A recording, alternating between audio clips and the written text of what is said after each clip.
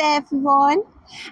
So in today's video I'm going to be talking about, or rather sharing with you, some of the methods, the tried and tested methods that I've used over the years to try and deter slugs and snails from eating some of the plants in my garden. So all the methods I'm going to show you, they're all eco-friendly. There's no poisons, there's no chemicals, there's no traps, because I don't want to kill the slugs and snails. I would never want to do that, because they do play a big part in the ecosystem of my garden. Plus I just wouldn't want to kill anything. So yes, they're all deterrents. So one of the first plants that the slugs and snails go for in my garden are the hostas. When the tips come up, they just go straight for that young foliage. So I've just noticed in my garden now that the hosta tips have started to poke through, so I thought, right, get the video out now, so that you've got time to sort of have a think about it, maybe use some of these methods, and if you have a tried and tested eco-friendly method for getting rid of slugs and snails, then please do help us all and leave a comment below and share with us. So right, I'll show you where my hostas are. So I'm going to go into this area this morning, which is just under my hedge, and it's one of the areas where I store all of my spent pots of daffs and tulips and hostas. So everything should be labelled. So that's a weed, but all these tips are the new hostas. So I've got loads and loads of hostas there. That's Aqualesia. That is a beautiful hosta. These are the dead hosta stems. So I must have a dozen pots stored here, because if you have a sort of relatively small garden, that's one of the big difficulties, isn't it? It's where do you store all the pots of plants that have gone over. So this is one of the areas I use. So when the daffs go over, the hostas go over, and that I just put all the pots at the back there under the hedge, and all my herbaceous perennials, my helenium, there's Michaelmas daisy, there's hydrangea Annabelle. This whole area just comes alive, and all the plants are quite tall in it, so you actually can't see any of those pots. It's only this time of year that you can see the pots. So I'm going to bring all of these out today. So I've brought all my pots of hostas through, and I've got 13 hostas here. They were all newly split last year, so that's good. So I'm going to weed out any obvious weeds. So I do love hostas, and I try my best every year to keep the slugs and snails off them. So I've got some roots exposed here. So because obviously they've been under the hedge, so you get things digging around, squirrels and little rodents. So these are just the old stems. Just cut them out.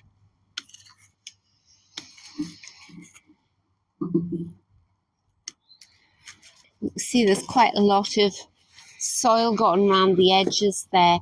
I'll not do them all. It only takes 5 minutes to weed them. That's a nettle. Take that out. Yeah, so I've got lots of roots coming to the top. Now I don't know whether that's because they've got a bit dry under the hedge, and the roots will go down looking for moisture and then come back up when they can't find it. So I'm going to top these up with fresh compost to cover the roots, and then I'll show you what I'm going to do to deter the slugs and snails. Right, so I've got my bag of new growing medium.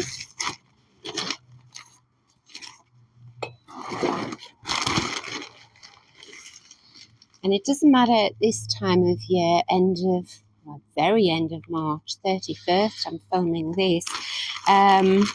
It doesn't matter if you cover the tips of the hosta when they're this small, because they will just poke back through. So there we go. That's what I'm going to do. There we go. So this is my secret weapon against slugs and snails. If you have a look, it's just spent ground coffee. And I get this. It's a well-known chain. And they have a concession in our local cinema, but they also have a concession in our swimming baths. And what I do is, after I've taken the children swimming or I've been swimming, I'll just go to the cafe and ask if they've got any spent coffee grounds. The concession in our cinema actually bags these up and puts them at the end of the counter with a sign saying help yourself. And I think it's the acidity in the spent coffee grounds that deters the slugs and snails. So that is the first line of defense. So sorry about the noise. They're putting a new roof on our neighbour's house, so it's a bit noisy. So the other deterrent that I use, and it does work to a certain extent, is to spray the hostas with garlic spray. You just make it yourself. I haven't actually made a fresh batch, that's hard to say, a fresh batch this year. But I do have a short out on it if you just go to my homepage and look in the shorts. So all you do is you get a whole garlic bulb and you put it in about a pint of water or a litre of water, it really doesn't matter, and simmer it down for about, I would say, an hour.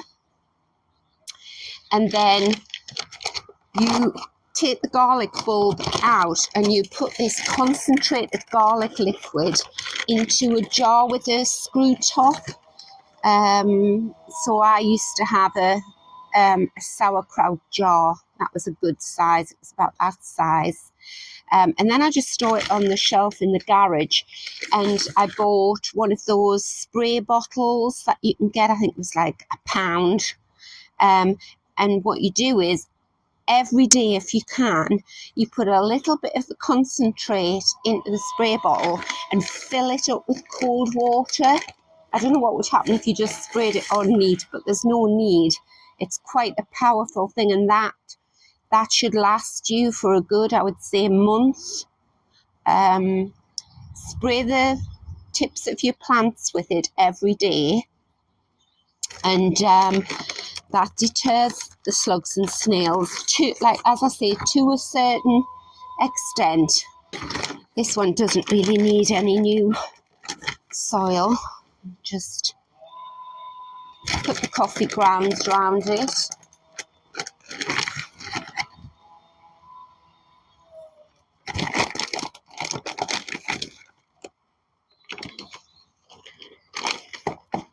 Give them a sort of tap down rather than pat them down, because then you won't damage the little tips coming up. And it'll be amazing how quickly these hostas start to grow. They're a bit like peonies. One day you look and you can see the tips, and then the following week they're about 6 inches tall. I have got another bag of the coffee grounds in the greenhouse there, so that should do. The other things I've tried the copper tape that you put around the top of your pots. That wasn't very good. What did work well for me, I'll find out where I've put it, is, and you can use anything rusty. This is the bottom of my fire pit that eventually gave up the ghost and just the top fell off. So I used the top as a plant stand. But I also use the bottom as a plant stand as well. And snails and slugs hate any kind of rusty metal. So you've got to imagine when the hosta comes out, the leaves will spill right out. It'll have a huge circumference of hosta leaves here. And then I'll give them all a drink. and wake them all up, because they will have been rained on throughout the winter, but obviously under the hedge they are in a bit of a rain shadow. Water them until you see it trickling out the bottom, so you know that all your soil is saturated, but then they must be able to drain away. And I bet you within a week these will be about 3 inches tall, all these hosta tips. There we go, it's starting to come out the bottom now. And just whilst we are on the subject of hacks and game changers in the garden, a red watering can is a game changer for me, because I must have spent hours over the week searching for my green watering cans. I would leave them in borders and things. Anything brightly coloured I noticed straight away. So I've just bought this, and I was gardening all yesterday, never lost it for more than 30 seconds. The other thing that I know works for sure for a while, until the hostas sort of become established, is if you can see here, this bit of ground here is flat, and then once it comes down this lip, the block paving is on a slope.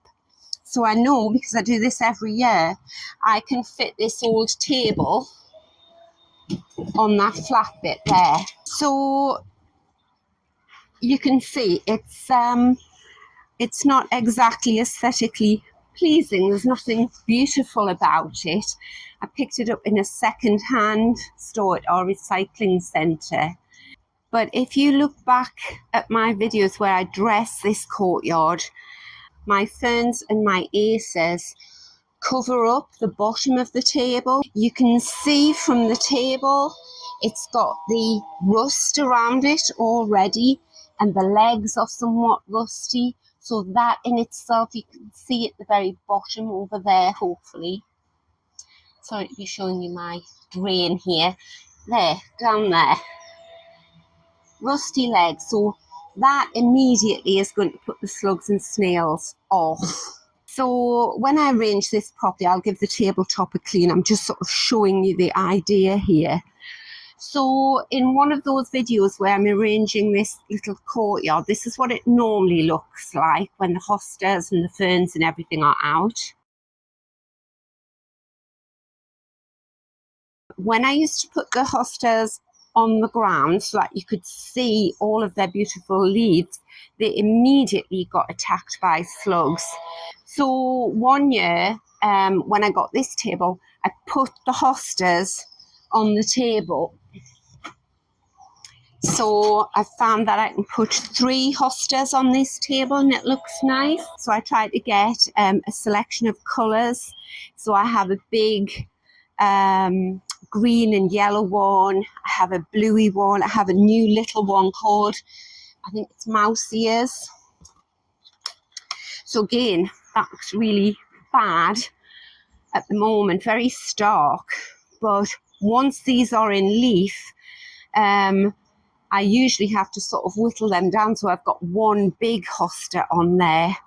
It is hard to believe, unless you look back at the videos, just how big these hostas can grow. So yes, that's another tip. I try and keep my hostas off the ground. If I want them down at low level, then I would put them in something like that, the rusty bottom of my chimney. Oh, and I've just thought I'll show you another plant stand that I got in a charity shop, which worked really well. I'll also put the link to the plant stand video where I show you all the different things that I use. So over here, if you can see this is an umbrella stand, an old umbrella stand. And if you look, you can see it's rusted on the bottom. So I used him. See if I can find a pot that fits him. Yeah, that one. So I would put the hosta in there. He would leaf out like this. And the sides are very narrow, so it would be hard for them to climb up. do they climb, slither up, whatever they do. And I would just sort of tuck him in there. And that's a nice height because I would be able to look down on the leaves there. I'll show you one more plant stand that I found that I love. Here we go. So another charity shop find. So it's metal. It hasn't actually rusted that bad. And what I found with this one was, you could say, have one hosta there, a smaller one at the front, and one in the middle. And then I took it into my displays, wedge it in, and you get this sort of waterfall effect of different colours. And it doesn't have to be hostas, obviously. You could have anything. It just so happens I'm talking about it on this slug and snail video, but you could put any plants in there. I've had heucheras and everything. So this kind of nondescript, narrow plant stand, which is on multi-levels, is lovely. I love him.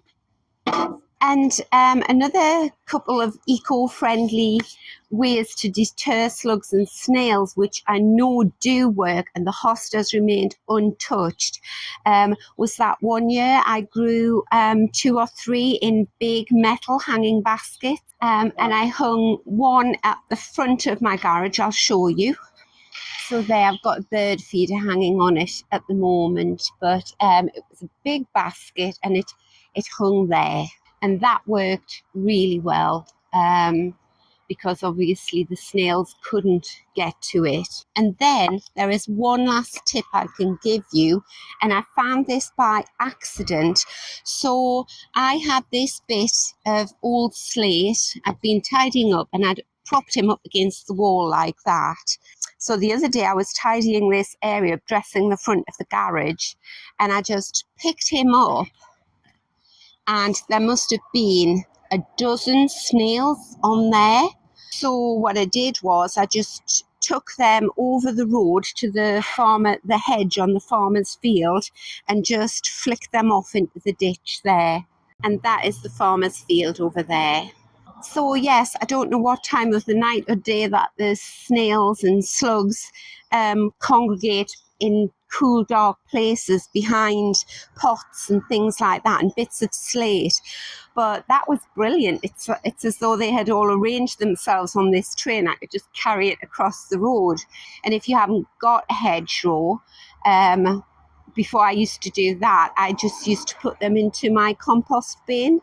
And what I would find is the next morning when I went to put the kitchen scraps in, I'd lift the lid and all the slugs and snails would be on the inside of the lid. But I was quite happy with them living there. So there we go. Thank you so much for watching the video. I hope it's helped you if you're a bit squeamish about slugs and snails, or you haven't got time to go out on a night time with your torch looking for slugs and snails. And if you did find them, then you'd have the dilemma, well, what do I do with them now? So yes, do give it a try, and do share with us whatever's worked for you. So until next time, bye.